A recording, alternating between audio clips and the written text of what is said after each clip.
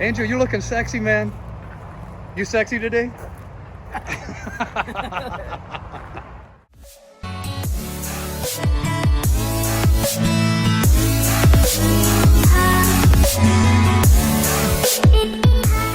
Going on, Wash World. I am doing a little something different to you, to most of you here today.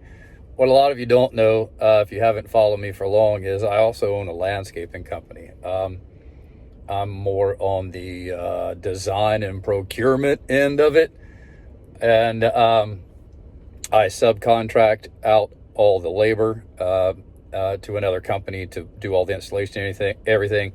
Even though I oversee it, I'm there, but I'm kind of hands off when it comes to the physical work of it all. Now, not that I've always been that way. I actually started all this many moons ago, back in the mid-90s is when I started my landscape company, and at one point in time had employees scattered all over the place. We did everything. Well, we did everything from lawn care to land clearing, and I mean heavy duty land clearing. And over the years, I just kind of refined it and progress the business towards where I want it to be, I guess is the best way to put it, which is I love being on the creative end. That's in the very beginning. And in school, I went to school for horticulture and landscape design. That was my game. I just wanted to do the design work and stuff like that. And so that's where I've gotten myself to. You know, there's a point in time when you think, oh, having a big company is a great thing. Not always. Not at all.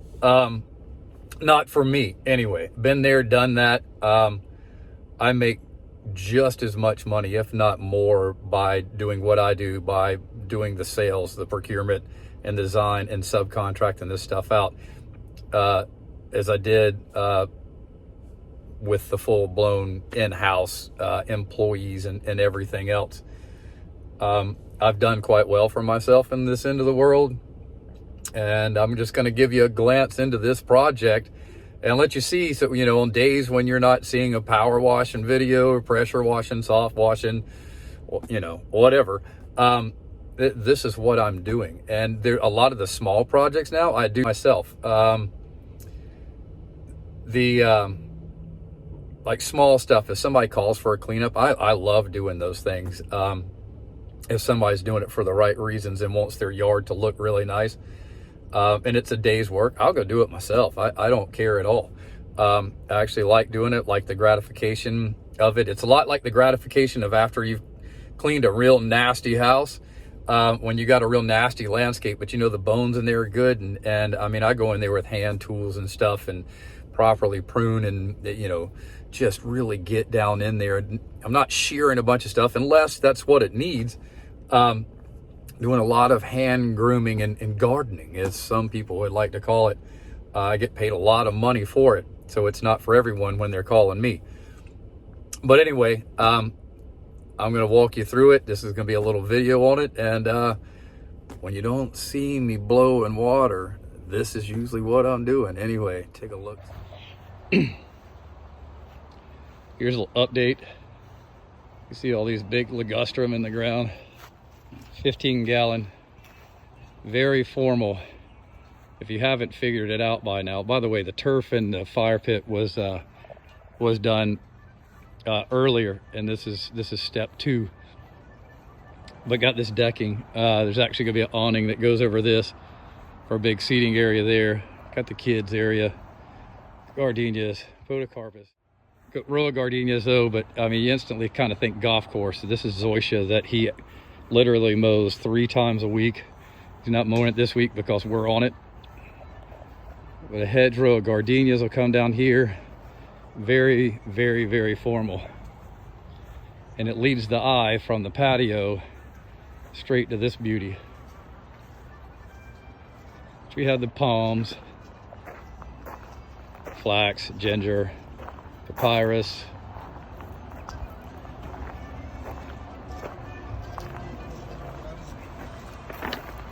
What are you doing, man?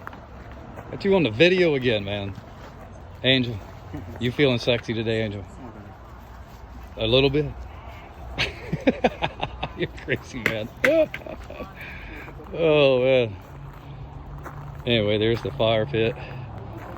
We're actually putting lighting right here and right there.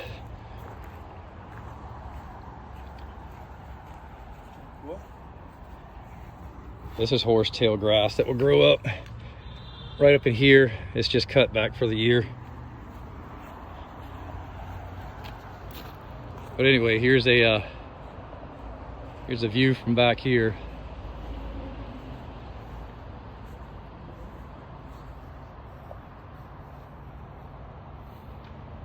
And there's the party area. We'll take you up front. It's a completely different story. Actually, I did that yard last year at this time. Some of you may remember.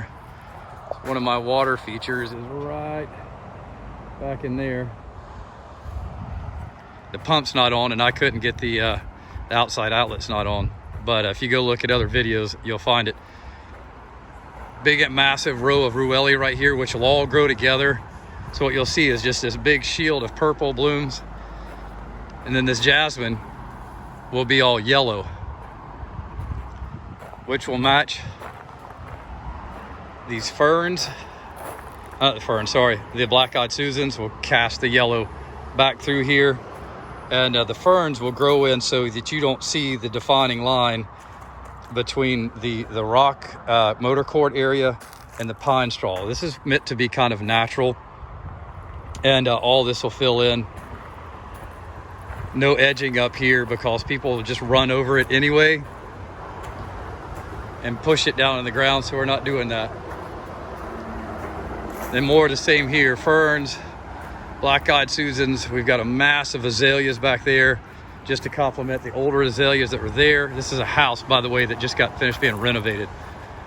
And some loropetalum back there to kind of anchor that wall down. And then more loropetalum to separate that house. And then you can see it's a big parking area. Now, right here is phase 3. It's going to be a formal water feature and a knot garden that's in there. And all this is going to change. He put all this in here to begin with because he's a contractor and they just renovated this house, and it was easy for the guys just to pull up and park here, have the dumpsters here and such. So all this will change over time. We're just in the front, we're just getting the found. I mean, this is what they look back at from the house, and that's what's important to them now. And the foundation is this, another formal boxwood hedge with more of the Cuphea podocarpus yews, whatever you want to call them, in the back there that see that copper lip. They'll be just about right there, is where they'll be maintained. And a copycat of that across here, but we add space back there by the drop-in, so there's viburnum suspensum there that'll come up in a rounded shape, and then the podocarpus right here will be formally clipped and hedged like the boxwoods, but up higher. And this will all fill in. You won't even know that it's not just one big plant by the end. So there's that, and these oleander actually go to another project. But there you are. I hope you enjoy it. And that's a little bit of what I'm doing when I'm not washing houses. I'll probably upload another video showing the finished product of this. But we're not doing the mulch. Hardly ever do. I subcontract that out too, and they're coming to do that Monday, and I'm going to be in the mountains. So when I get back, I'll do another finished video. Anyway, hope y'all enjoy, and see you soon.